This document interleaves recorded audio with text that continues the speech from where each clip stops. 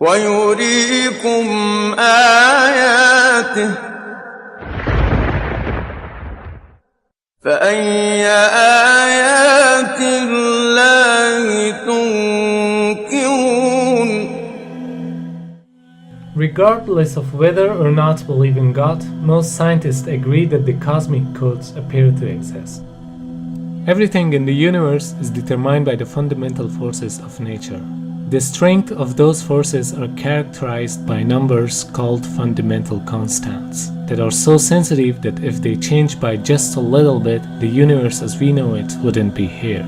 It seems, and we don't completely understand why, that the laws of physics, laws of cosmology, laws of how the universe evolved, seem to be very special.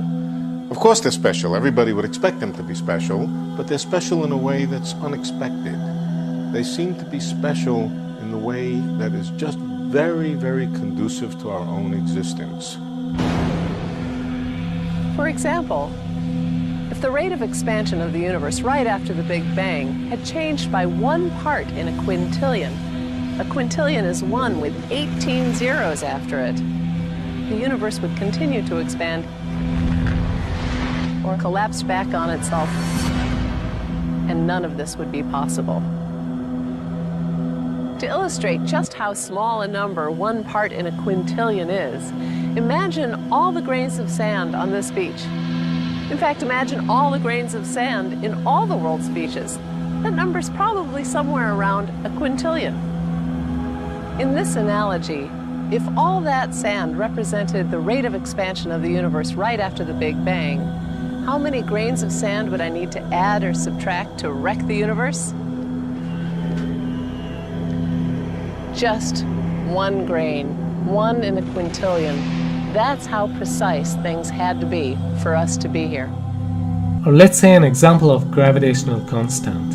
Imagine a ruler divided up in 1-inch increment and then stretch it across the entire universe, a distance of some 14 billion light years.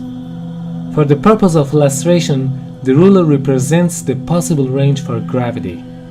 In other words, the settings for the strength of gravity could have been anywhere along the ruler, but it just happens to be situated in exactly right place so that life is possible. Now, if you would change the force of gravity by moving the setting just 1 inch compared to the entire width of the universe, the effect on life would be catastrophic. Why is gravity so much weaker than the other forces? Well, we don't really know, but here's what we do know. If it were just even a little bit stronger, stars would burn out too quickly, they wouldn't live long enough for life to evolve. Instead of stars, instead of galaxies, we'd have black holes. We can't live in a black hole. I mean, science fiction, maybe you can live in a black hole, but we can't really. An early example comes from the great astronomer Johannes Kepler, who was obsessed with understanding a different number, why the sun is 93 million miles away from the Earth. And he worked for decades trying to explain this number, but he never succeeded. Why do we humans find ourselves on a planet at this particular distance instead of any of the other possibilities? And again, that's a question we can answer. Those planets which are much closer to a star like the sun would be so hot that our form of life wouldn't exist. And those planets that are much farther away from the star, well, they're so cold that again, our form of life would not take hold.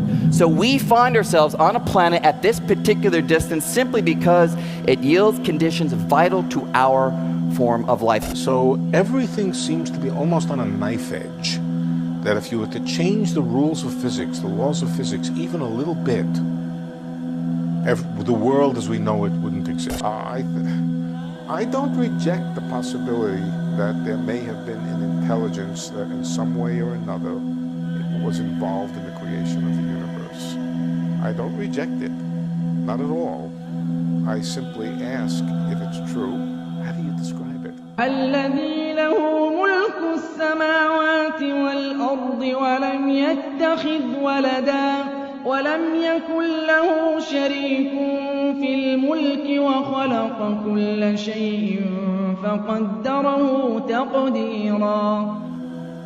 These are just a few examples of the exceedingly sensitive precision which are essential for life on Earth to have emerged and to survive. Yet even these examples are sufficient to definitely reveal that the Earth and the universe could not have come to being as a result of a number of consecutive coincidences. The concept of precision that began to be implied in 20th century is a further evidence of Almighty Allah's creation.